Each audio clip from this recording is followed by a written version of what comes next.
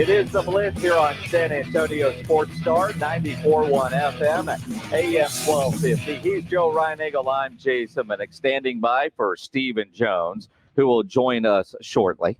Looking forward to that. A lot of questions for Stephen. Want to find out and get the latest info on your Dallas Cowboys. So we're going right to the source, the executive vice president. We'll see how Dak's doing. We'll see how Tyler Smith is faring, and maybe even Jason Peters and his status and how quickly he's going to come along. You know, and I'm also curious to ask him about that wide receiver position. You know, we've heard a lot about Fehoko. We've heard a lot about Noah Brown. What about Jalen Tolbert? What about Dennis Houston? You know, we've talked a lot with Stephen Jones about Dennis Houston when we were in Oxnard. And Stephen Jones joins us now on the Blitz, brought to you by Miller Lite, the only beer of the Dallas Cowboys. He's Joe. I'm Jason. Stephen, how's your Friday?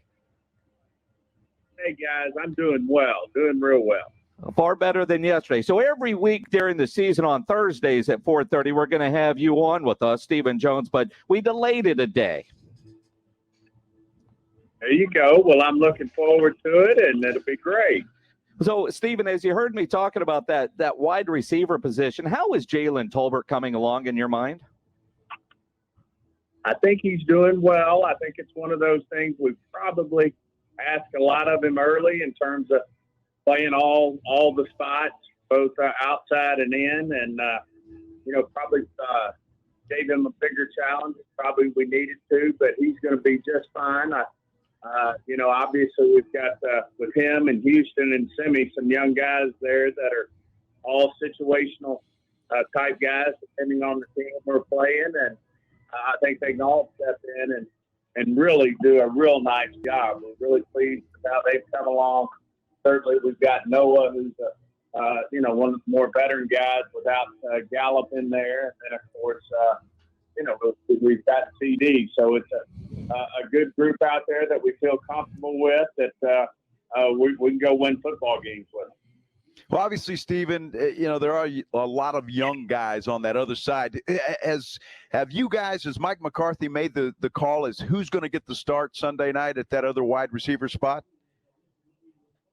No, I think that's something that'll all be, it'll depend on what grouping we're out there with, and who we'll start with will depend on how we want to start the game in terms of the personnel that'll be out there. Stephen Jones joining us here on the Blitz, brought to you by Miller Lite. And Stephen, Michael Gallup on the injury report today officially ruled out for Sunday's game. Any real timeline on when we could see Michael Gallup out there on the field? Well, I think starting after this week, it'll be week to week. I mean, he's really close. At the same time, we know this is a long season. We don't want to rush him out there, but obviously we didn't want to wait the 4 weeks before we started getting him ready to go. So we obviously feel like it'll be in the next after this game, it'll be in the next 2 or 3 weeks after that. Stephen, I want to ask you about Dak Prescott. Obviously, Cowboy fans, we kind of lost our breath a little bit yesterday when we heard about ankle aggravation, if you will, or just kind of that. But I know he's okay, and I know that Jerry said on the radio this morning he's okay. Mike McCarthy on our radio station this morning said he's okay. But do you blame Cowboy fans when you hear anything going on with Dak Prescott to get a little nervous about things? Well, they're not unlike Jerry, Mike, myself, anyone else, or his teammates. You get a little nervous if things aren't, 110%.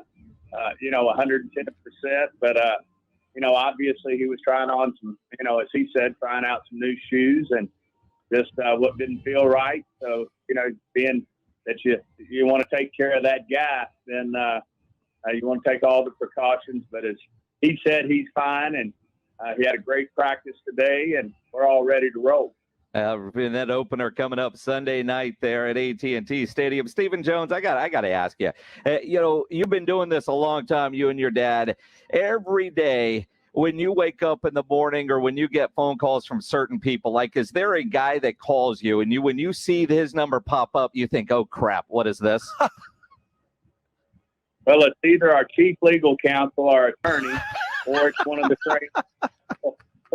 or it's one of the trainers. So I really look at that and I go, shit, this probably ain't great news. And I mean, because sometimes I just imagine, it's like when you, what's the first thing, like when you get to work or wake up in the morning that you're looking for just to see what happened the day before or overnight? Well, that's it. Someone asked me that question one time. What do you dread the most with your job? And I said, not what I dread right this minute. I dread what I might wake up to in the morning. So that's the truth. I mean, that's a fact. And certainly it comes with the business, but those are the two calls you hate to see when you wake up first time, is either Jason Cohen, our chief legal counsel, or Jim Maurer or Britt Brown, our two head trainers. So, Stephen, we're going, obviously, a big football game to open the season. Tampa Bay, Tom Brady, all of that stuff. And as close as that football game was last year, everybody's looking forward to that. What do you do between now and Sunday, you personally? Any kind of preparations, or are you just waiting to see the ball game? Well, I'll probably go out and, throw about 50 balls, make sure my arm's good in case I'll probably catch about 50 balls in case I'm needed at receiver and catch a few putts. In all seriousness, there's not a lot to do. There's that old saying, the hay's in the barn right now. And, barring something unforeseen, as you mentioned, like a unwanted phone call in the morning or something, the hay is in the barn on this one. And, we've got to go out. Our players got to go out and execute and do their job. Our coaches, I think, have done a great job preparing them, led by Coach Mike McCarthy. Talking to several guys over the last couple of days, their body really feels good. Mike does a great job of taking care of them. And, now we just got to go out, execute, and play the game. Everybody's pleased with the game plans. And, we are playing the best in the business. But there's an old saying out there, if you want to beat the best, you got to beat the best. Well, here we go. Here we go. Stephen Jones joining us here on the Blitz, brought to you by Miller Lite. And you mentioned the hay is in the barn. The Cowboys took the approach this offseason, and we talked about it with you while we were out in Oxnard at training camp. You didn't sign the big-name free agents. You wanted to go with youth. You finally, because of necessity, brought in Jason Peters kind of late in training camp. How comfortable are you with this roster right now heading into the season? I'm real comfortable. I really am. I know we made some tough decisions. Certainly, moving on in the offensive line from Lyle Collins and Connor Williams. But certainly that, I think, was preceded with us picking up Tyler Smith and Willetsko.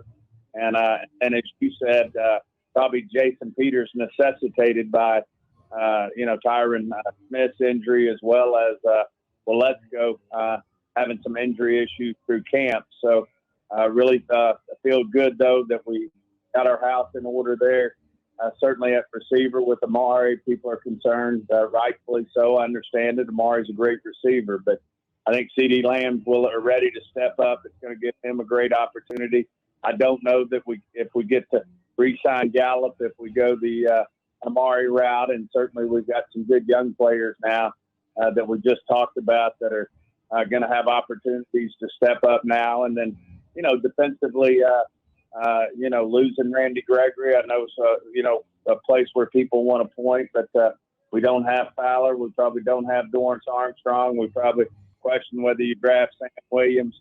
I think overall we're in a better place. Now, certainly very fair to debate that and understand why it's pointed out.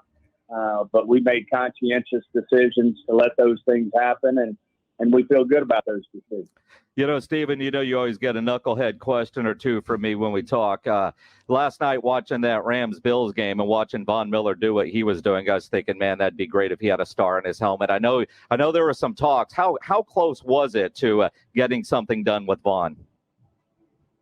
Not really. I mean, especially when you looked at the magnitude, I think people see that as the deal. That wasn't as you get some of these older players here, a lot of times you can get a deal for a year that makes sense. Certainly that was a long-term, extensive deal.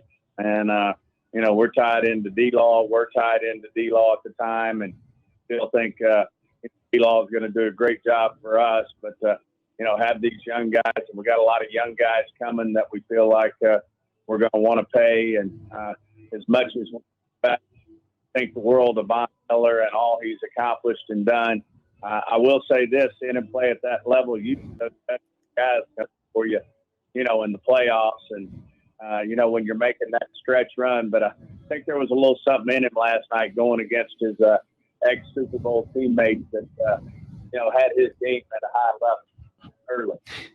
Stephen, obviously the running game has been talked about a lot as we're heading into the season. Zeke Elliott in particular. Tony Pollard, there's been that debate there. Should he get more playing time? Zeke. And then we hear Zeke is in the best shape of his life, and he looks good. The question I have for you, though, because I've heard this a lot, is Zeke Elliott playing for his job this year? No. Zeke Elliott's an established, veteran, competitive football player for us. And I think it's outstanding. And all Zeke wants to do is win football games. His career speaks for itself. He loves having his partner, as I heard him mention the other day, and Tony Pollard. I did leave Pollard out when I mentioned Amari Cooper. Those touches got to go somewhere, and some of them need to go to Pollard. And you're going to see him used. I think Kellen's going to do a great job of using him to utilize all his skills. And I just think, Zeke's the ultimate competitor. He's a great teammate. He's played, I know this for a fact, he's played when a lot of backs wouldn't have played. And because he wants to go out there and help his team in any way he can. I do think he's in tremendous shape. He's had a great training camp. But more than all that, he's just got a great competitive spirit, too, to want to put team first, win games. And he understands, too, that sometimes maybe not touching the ball 30 times may help him, be very available and playing at his highest level at the back end of the season and hopefully the playoffs when that time comes. And hopefully maybe 15, 20 touches on Sunday against Tampa Bay. So much talk this week with Mike McCarthy and the offensive players about sticking to that run game. And that's always seems to be the talk, but you get into the game and all of a sudden, like last year, 58 passes for Dak and not a lot of touches for Zeke. How committed is this coaching staff to forcing the run, as Mike McCarthy said this morning on our morning show, R&R in the morning? Even if it doesn't seem like we should run the ball, we've got to run the ball just to establish the run and set up play action. Well, to me, the run game's like boxing. It's like body shots. It may be tough early, and you don't know that how it's going. But to me, you let that big offensive line fire out on. Certainly, the running game's going to help our young guys in there, especially like a Tyler Smith. Being able to fire off, use his skills and strength to move people and hopefully wear down the Buccaneers as you go there. But that running game is such a big part of what we feel like we can be successful doing. You couple that with the fact that I really believe, in spite of missing a player or two from last year, that our defense is going to take the next step. And as good as they played last year, I think they'll play better. I think Dan Quinn's got them firing on all cylinders.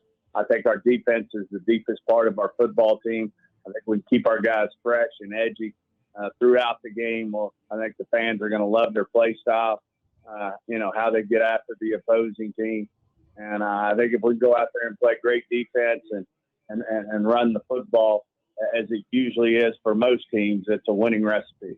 Stephen Jones joining us here on the Blitz, as he will every Thursday during the season, brought to you by Miller Lite. Stephen, before we let you go, one of the things that nobody knows Jerry Jones better than Stephen Jones, right? Sometimes I'm not sure what Jerry is saying. Can you explain to me what he meant earlier this week when he says in his mind 1 + 1 needs to equal 3? Yeah, that's a business term, and it usually means that if you've got two really good things going for you, rather than 1 + 1 meaning 2, it can be so good it equals 3. And we like to think, whether it's business or whatever situation you're looking at, if you do some things really, really well, then you get an additive or an accretive adjustment to the overall formula. I hear him use it all the time, and certainly something that's one of our mantras around our organization, whether it's on the field or off the field. a big believer in 1 + 1 can equal 3 when the two things you're mixing are things that are at a real premium or performing at a high level. Then great things can happen. Well, obviously, Jason and I aren't business guys, so we've never heard that term before. So thank you for explaining it. Education. That's what it's all about. Stephen, always appreciate the time. Looking forward to Sunday night and every Thursday with you joining us on the Blitz down here in San Antonio. Look forward to it, guys. Take care. Appreciate it. Stephen Jones, brought to you by Miller Lite, the only beer of the Dallas Cowboys.